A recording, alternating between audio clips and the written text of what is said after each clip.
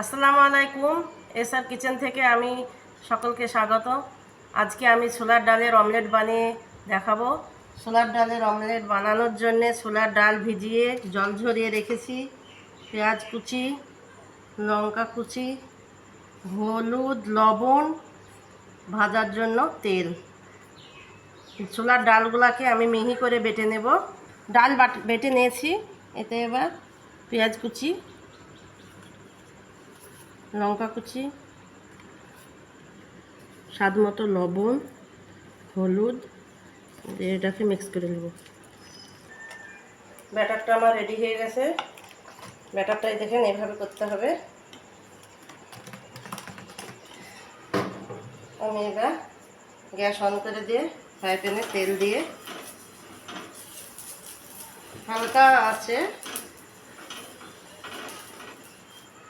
ব্যাটারটা দিয়ে দেব।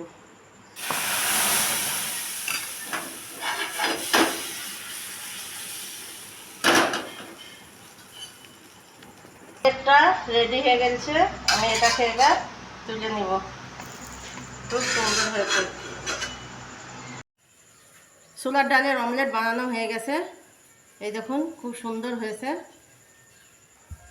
আমার রেসিপিটা ভালো লাগলে আপনারা বাড়িতে বানিয়ে একবার দেখবেন, আর ভালো হলে খেতে আমার চ্যানেলটাকে লাইক সাবস্ক্রাইব করে দেবেন।